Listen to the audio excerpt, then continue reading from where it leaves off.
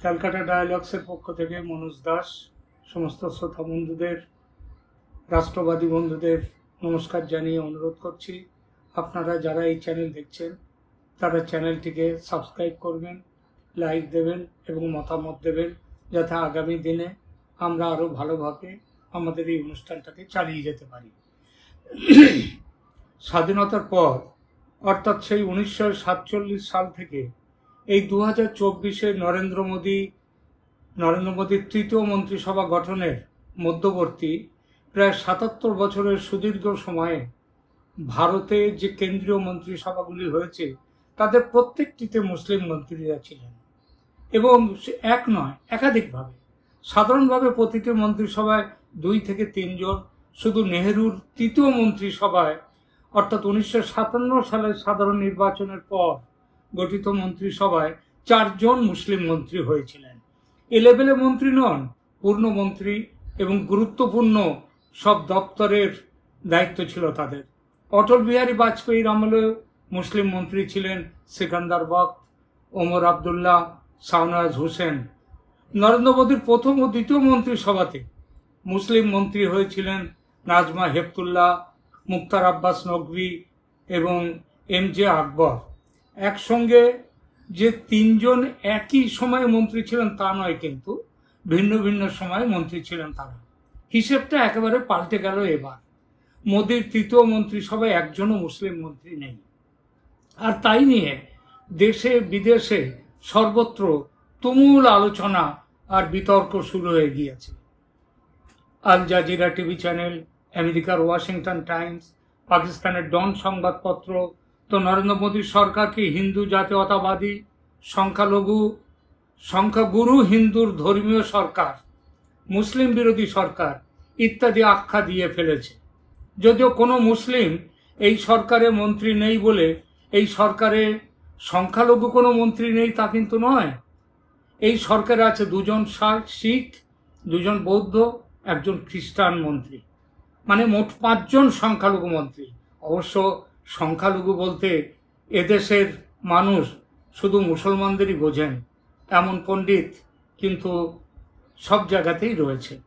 বিদেশের সঙ্গে সঙ্গে আমাদের দেশের তাবৎ রাজনৈতিক তথাকথিত সেকুলার দলগুলি যথা কংগ্রেস, CPI, CPM, সপা, DMK, TMC, বুদ্ধিজীবীদের একটা বড় অংশ, এরা ছাড়াও বুদ্ধিজীবীদের একটা বড় অংশ যথা রানা আয়ুব, আরফা খানম শেরওয়ানি, মোহাম্মদ জুবের, জাবেদ আক্তার ইত্যাদিরা গেল রক তুলে বলছেন এই সরকার মুসলমানদের শত্রু মনে করে, তাই দেশের 18 ভাগ আবাদিওয়ালা মুসলমানদের মধ্যে থেকে একজনকে মন্ত্রী করেনি।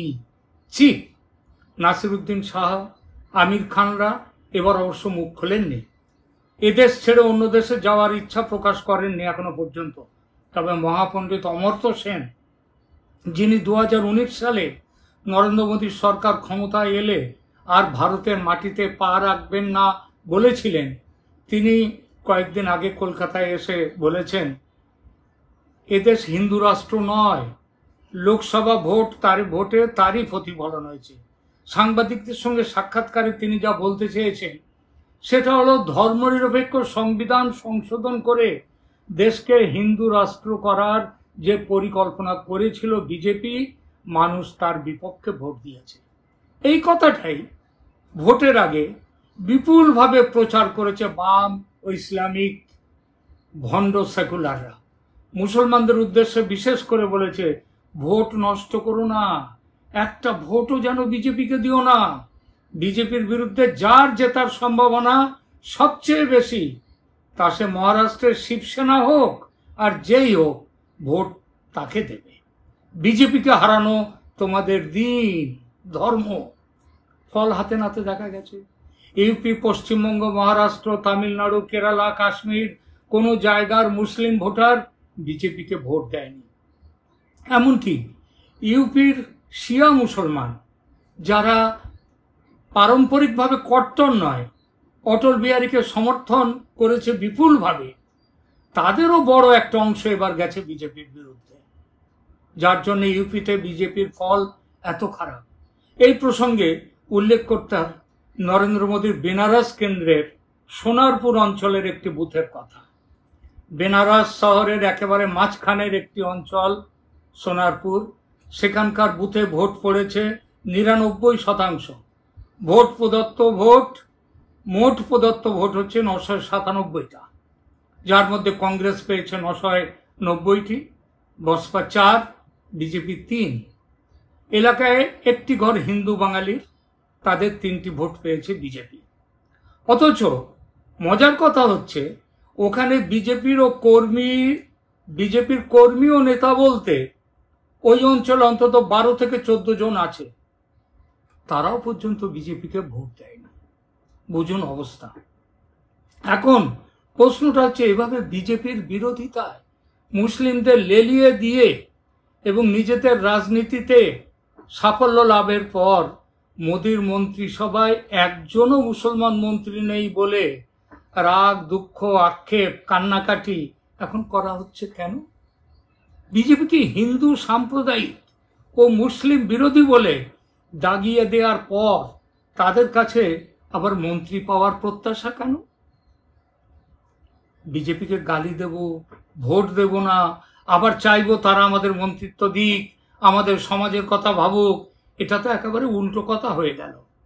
মোদি যখন স্লোগান দিয়েছেন সবকা সাথ, সবকা বিকাশ, সবকা বিশ্বাস, তখন কথার কথা হিসেবে, মিথ্যে কথা হিসেবে মজা করেছে মুসলিমরা।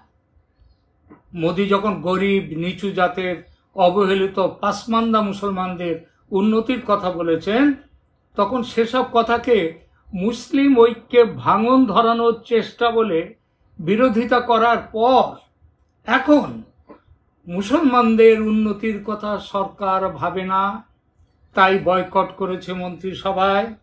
এ কথা বলার অর্থ কি? তাহলে কি একটু ভয় পেয়েছে মুসলমানরা? না হলে মন্ত্রী নেই বলে এত আক্ষেপ কেন? যে জায়গাতে সমস্যাটা দেখা যাচ্ছে, এতকাল মুসলিমরা বিজেপির বিরোধিতা করলেও বিজেপির পক্ষ থেকে এবং এনডিএর পক্ষ থেকে মুসলিমদেরকে কাছে টানার সমস্ত রকম চেষ্টা করা হয়েছে। সমস্ত রকম।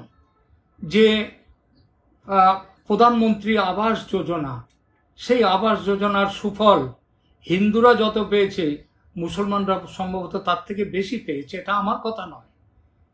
ইউপি বিধানসভায়, উত্তরপ্রদেশের বিধানসভায় দাঁড়িয়ে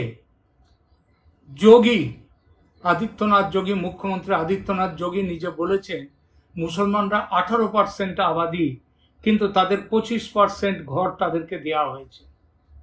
শুধু তাই নয়, মুসলমানদের জন্যে তাদের 3 তালাক, যেহেতু তাদের সমাজের উন্নতির জন্যে তাদের মহিলাদের দিকে তাকিয়ে একটা যুগান্তকারী রায় করা হয়েছে, যুগান্তকারী আইন করেছে এই মোদী সরকার, সেটা হচ্ছে 3 তালাকের বিরুদ্ধে।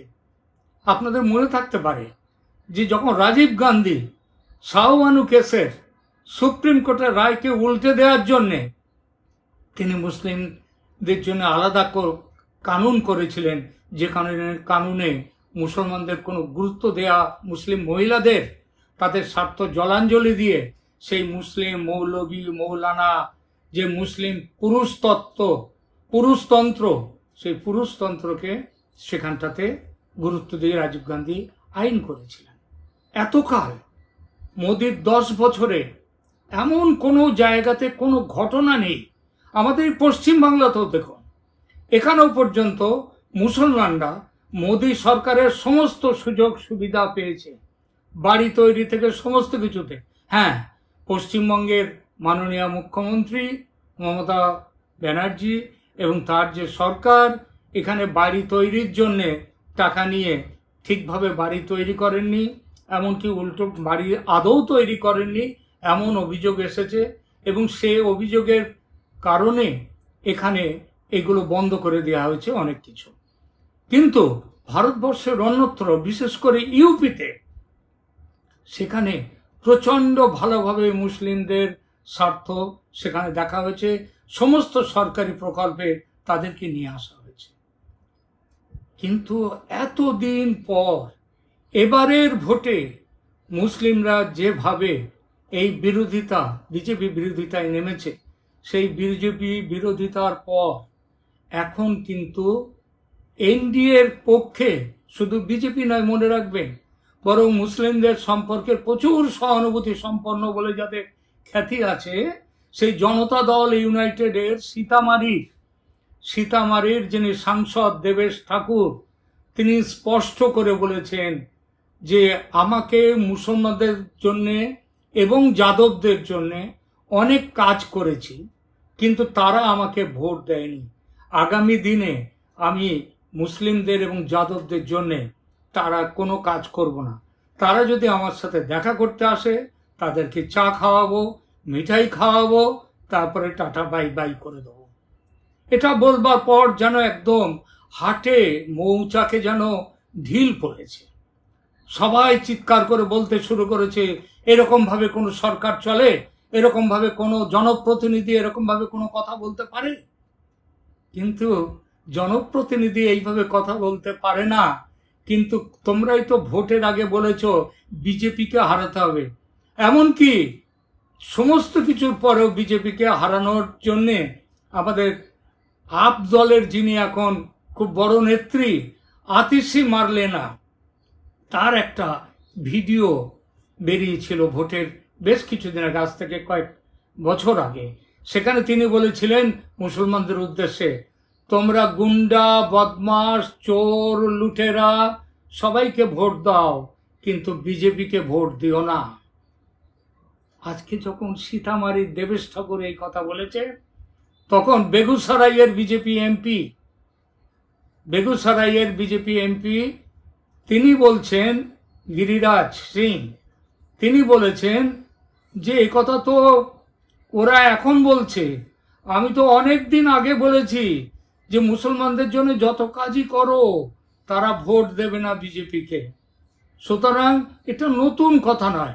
কিন্তু আজকে গিরিরাজ সিং এর ওই কথা, তারপরে আরো কথা বলেছেন, আমরা এক এক করে সেই প্রসঙ্গগুলোতে আসব। এই প্রসঙ্গে আসামের মুখ্যমন্ত্রী হেমন্ত বিশ্ব শর্মার কিছু কথা খুব উল্লেখযোগ্য। হেমন্ত বিশ্ব শর্মা বলেছেন, আমি মুসলমানদের ভোট চাই না, কারণ মুসলমানরা প্রার্থী বা দলের মেরিট দেখে ভোট দেয় না। সেই অর্থে মুসলমানরা কমিউনাল এবং হিন্দুরা হচ্ছে যথার্থ সেকুলার, কারণ তারা প্রার্থী দেখে, দলের মেরিট দেখে তারা ভোট দেয়। হেমন্ত বিশ্ব শর্মা আরো বলেছেন, মুসলমানরা চায় ধর্মীয় দখল করতে, ওরা অন্য কিছু চায় না। তাদের রাস্তাঘাট, হাসপাতাল, স্কুল, কলেজ, হাসপাতাল, এসব চাকরি বাকরি কিচ্ছু চায় না। চাই গ্রাম দখল করতে, ফরেস্ট দখল করতে, ফরেস্ট ল্যান্ড দখল করতে, শহর দখল করতে। তাদের একটাই তাদের ধর্ম, আবাদি বাড়াও, আবাদি বসাও। আর কি করবে? আর করো সেই আবাদির সংখ্যার জেরে এই দেশের দখল নাও। এইটাই হচ্ছে তাদের একবার কথা। একবার পাকিস্তান নিয়েছে তারা আবাদির জোরে, এরপর ভারতকে টুকরো করে নতুন নতুন পাকিস্তান গড়ে তোলার চেষ্টা তারা শুরু করেছে এই দেশে। কেরালার মুসলমানদের সংগঠনগুলি তারা একটা দাবি তুলেছে। দাবিটা হচ্ছে কেরালার দক্ষিণ পশ্চিমের অংশ নিয়ে তাদের একটা আলাদা রাজ্য তৈরি করবে, কেরালার থেকে বেরিয়ে গিয়ে মুসলিম প্রধান এলাকাগুলি নিয়ে আলাদা রাজ্য। এই কেরালার মনে থাকতে পারে ধর্মের ভিত্তিতে মাল্লাপুরম করেছিল আলাদা জেলা, যেখানে আজকে 75% কাছাকাছি হচ্ছে সেখানে মুসলিম আবাদি। তো এই যে ব্যাপারগুলো তারা করেছে, এই ব্যাপারগুলো তাদের করার একটাই লক্ষ্য, সেটা হচ্ছে এই দেশকে দখল করা। তাদের রাস্তাঘাট, তাদের অন্য কিচ্ছু চায় না। তাহলে যোগী আদিত্যনাথ, ওই যে বললাম একটু আগে, তিনি বলেছিলেন যে ইউপির 18% মুসলমানকে তাদের মোট যত আবাস যোজনায় বন্টিত আবাসের 34% আবাস তাদের দেয়া হয়েছে, এটা বিধানসভায় বলেছেন। তাহলেও বিজেপি মুসলমানদের বিরুদ্ধে, তাহলে বিজেপি মুসলমানদের বিরুদ্ধে নাকি মুসলমানরা বিজেপির বিরুদ্ধে? আজকে যে মন্ত্রিসভায়, কেন্দ্রীয় মন্ত্রিসভায় যে মুসলিম কোনো মন্ত্রী নেই, এর দায়, এর দোষ কাদের? বিজেপির না মুসলমানের? আমি আতিশি মার্লেনার কথা একটু আগে বলেছি। আজ থেকে 3 বছর আগে কেজরিওয়ালের একটা ভিডিও খুব ভাইরাল হয়। সেখানে তিনি বলেছেন মুসলমানদের ভোটে প্রার্থী করার দরকার নেই, মানে ভোটে মুসলমানদের প্রার্থী করার দরকার নেই, তারা এমনিতেই আমাদের ভোট দেবে। মুসলমানদের প্রার্থী করেনি বলে তারা কিন্তু একটুও রাগ করেনি বা দুঃখ পায়নি, পাল্টা তারা একবার দল বেঁধে আপকে ভোট দিয়ে জিতিয়ে দিয়েছে দিল্লির বিধানসভায়। সৈয়দ কিরমানি, মুসলমানদের কথা বলি, ওদের দেশের প্রতি তাদের এবং সমাজের প্রতি তাদের কতটা টান আছে, কতটা যোগ আছে। সৈয়দ কিরমানি নিজের চক্ষু দান করার কথা বলেছিলেন এবং তিনি রেজিস্ট্রেশন করেও এসেছিলেন। সৈয়দ কিরমানিকে ভারতের বিখ্যাত উইকেট কিপার ছিলেন।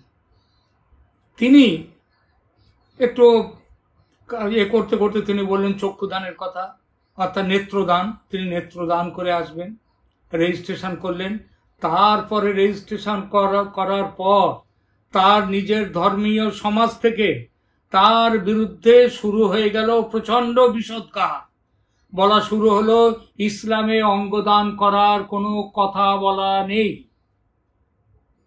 সুতরাং তুমি কেন অঙ্গদান করলে? বাধ্য হয়ে কিরমানির এমন অবস্থা হলো যে শেষ পর্যন্ত তিনি যে রেজিস্ট্রেশন করেছিলেন সেটা উইথড্র করে নেন।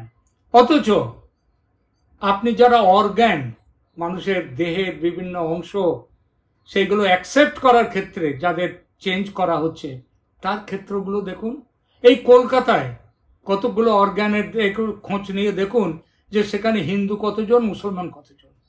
অর্গান অ্যাকসেপ্ট করার ব্যাপারে কোরআনের কোনো বিধিনিষেধ নেই, কিন্তু অর্গান দেওয়ার ব্যাপারে তাদের নিষেধ।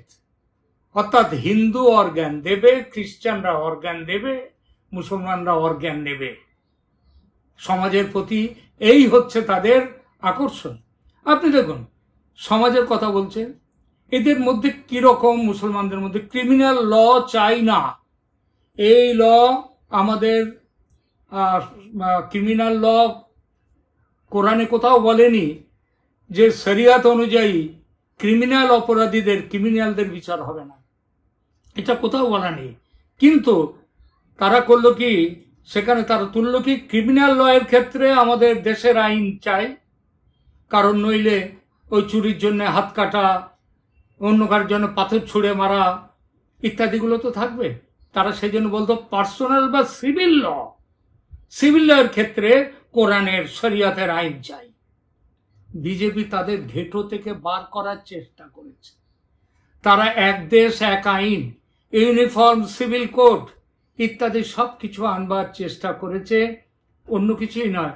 মুসলিম সমাজে তাদেরকে সত্যের পথ, জ্ঞানের পথ, আলোর পথ দেখিয়ে তাদেরকে সমাজের সাথে যুক্ত করতে তার বিরোধিতা করেছে কারা? মুসলিমরা। আর মুসলিমদের সাথে কারা যোগ দিয়েছে?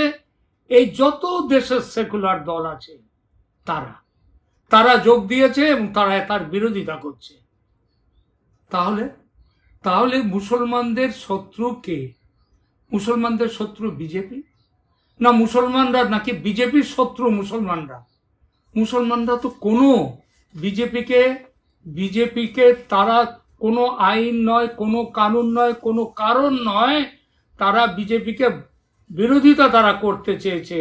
তারা সেই একইভাবে, আপনি কোথাও দেখেছেন মুসলমানরা তারা রাস্তাঘাট চেয়েছে বলে কোনো জায়গায় কোনো কিছু আন্দোলন করেছে? মুসলমানরা চাকরি চেয়ে আন্দোলন করেছে? মুসলমানরা সংরক্ষণ চেয়েছে? কোনো মুসলমান কোনোদিন সংরক্ষণ চায় না। কিন্তু আমাদের দেশের তথাকথিত সেকুলার দল যারা, তারাই মুসলমানদের সংরক্ষণ দেওয়ার জন্য এগিয়ে চলে এসেছে। আমাদের পশ্চিমবাংলার কথা ভাবুন, পশ্চিমবঙ্গে বুদ্ধদেব ভট্টাচার্য 2010 সালে তিনি মুসলমানদের, তিনি তাদের ওবিসির মধ্যে তাদেরকে নিয়ে এলেন, ওবিসির মধ্যে নিয়ে এলেন। মমতা ব্যানার্জির আমলে আবার ওবিসি এ, বি ইত্যাদি ভাগ হয়ে গেল, এবং ইত্যাদি এ ভাগ হয়, ওবিসি এ কারা? তারা ওই মুসলিমরা, মুসলিমদের মধ্যে। ওর ওবিসি বি অর্থাৎ পরের ধাপে, নিচের ধাপে কারা? তারা হচ্ছে হিন্দুরা। এবং এই যে তারা এখন, আপনি পশ্চিমবাংলায় গত 10 বছরে যত এখানে ভোট হয়েছে, 10 বছর কি 13 বছরে যত সরকারি পুলিশের চাকরি, মাস্টারির চাকরি কিংবা অন্যান্য সরকারি বিভিন্ন দপ্তরের যে চাকরি, সেখানে দেখবেন যত না হিন্দু পেয়েছে চাকরি, তার থেকে মুসলিম বেশি চাকরি পেয়েছে। এরপরে সম্প্রতি এই ভোটের মধ্যে ক্যালকাটা হাইকোর্ট রায় দিয়ে দিল যে পদ্ধতিতে ওবিসি, মুসলিমদের ওবিসি করে তাদেরকে সুযোগ সুবিধা দেওয়া হয়েছে, সেই পদ্ধতিকে বাতিল করে দিল কলকাতা হাইকোর্ট।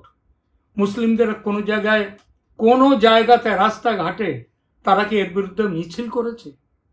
করেনি। কিন্তু সেখানকার মুখ্যমন্ত্রী পশ্চিমবঙ্গের, তিনি বলছেন, ওখানকার নেতারা পশ্চিমবঙ্গের বলছেন যে আমরা সুপ্রিম কোর্টে যাব, যদিও আজ অব্দি সুপ্রিম কোর্টে যায়নি। এখন এই যে ব্যাপারগুলো, অর্থাৎ বিজেপির বিরুদ্ধে সমস্ত দলগুলো মুসলিমদেরকে খেপিয়ে তুলে বিজেপির বিরুদ্ধে নিয়ে এসছে। কেন নিয়ে এসছে? বারবার তাদের কথা বলা হচ্ছে যে মুসলিমদের বিজেপি ক্ষতি করেছে। কেন না? বাবরি মসজিদ, বাবরি ধাঁচা অযোধ্যার, সেই বাবরি ধাঁচা বিজেপি ধ্বংস করে দিয়েছে। এই বিজেপির এক অপরাধ। আর এক অপরাধ কি? সেটা হচ্ছে 2002 সালে যে গোধরার পরবর্তী সময়ে গোধরায় যে কাণ্ড ঘটে, তারপরে যে গুজরাটে যে দাঙ্গা হয়, গুজরাটের দাঙ্গায় কিন্তু হিন্দুরা শুধু মুসলিমদের মধ্যে মেরেছে তা নয়, মুসলিমরাও, মানে হিন্দুরা যদি 5টা মেরে থাকে, 500 মেরে থাকে, মুসলিমরাও অন্তত 150-200 হিন্দু মেরেছে। শুধু তাই না, অনেক পুলিশও মেরেছে। এক্সাক্ট ফিগারটা আমি এই মুহূর্তে দিতে পারছি না, কিন্তু প্রশ্নটা হচ্ছে গোধরায় কিন্তু একতরফা হয়নি দাঙ্গা। আচ্ছা ভাবুন তো, গোধরায় না হয় মুসলিমরা বেশি মারা গেছে, ইন্দিরা গান্ধী মারা যাওয়ার পর যেভাবে শিখদেরকে হত্যা করা হয়েছিল, শয়ে হাজারে শিখকে হত্যা করা হয়েছিল নির্মমভাবে, একটা হিন্দুকে কিন্তু মারা যায়নি তখন। সেই পাঞ্জাবে শিখরা কিন্তু ভোট দিয়ে আবার কংগ্রেসকে নিয়ে আসছে। কিন্তু তাই যদি আনতে পারে, তাহলে গোধরায় মুসলমানরা গুজরাট দাঙ্গার পর কি বিজেপিকে আনতে পারে না? শিখরা যদি কংগ্রেসকে যদি মেনে নিতে পারে, তাহলে মুসলিমরা গোধরা দাঙ্গা তার থেকে সেই তুলনায়, শিখদের তুলনায় অনেক কম আয়তনের হওয়া সত্ত্বেও কেন এ করতে পারে না? আসলে তা নয়। মূল প্রশ্নটা হচ্ছে যে বিজেপির বিরুদ্ধে এখানকার তথাকথিত সেকুলার দলগুলো মুসলিমদেরকে, মানে তাদেরকে রাগিয়ে দিয়েছে, তার জন্যেই আজকে বিজেপির বিরুদ্ধে মুসলিমরা চলে গেছে। এই চলে যখন গেছে, তো বিজেপি তা সত্ত্বেও তো 10 বছর ধরে নরেন্দ্র মোদী সরকারের সময়ে মুসলিমদের প্রতি পুরো ভ্রাতৃত্বের ভাব নিয়ে তারা এগিয়ে গেছে। তাহলে দোষটা তো বিজেপির নয়, দোষটা মুসলিমদের। তাদের নিজেদের ভাববার সময় এসেছে যে আজকে যদি বিজেপির মন্ত্রিসভায় কোনো মুসলিম মন্ত্রী না থাকে, আজকে যদি লখনৌয়ের কুকরেল নদীর ধারে মজে যাওয়া চরে সপা এবং বসপা, তারা হাজার মুসলমানদের বস্তি বানিয়ে দিয়েছিল। যোগী আদিত্যনাথ কয়েকদিন আগে সেখানে বুলডোজার চালিয়ে সমস্ত মাঠ করে দিয়েছেন। কই, সেখানে তো মুসলিমদের বাঁচাবার জন্য সপাও যায়নি, বসপাও যায়নি, কেউ যায়নি। আসলে মুসলিমদের জন্য এরা কিছু করে না। এরা শুধু লিপ সার্ভিস দেয় ভোট ব্যাংক বাঁচিয়ে রাখবার জন্যে। পশ্চিমবঙ্গে মুসলিমরা এত ভোট পায়, এখানে এই যে টিএমসি দলের কোন বড় মুসলিম নেতার একটা নাম করুন তো, যারা টিএমসির একমাত্র ফিরহাদ হাকিম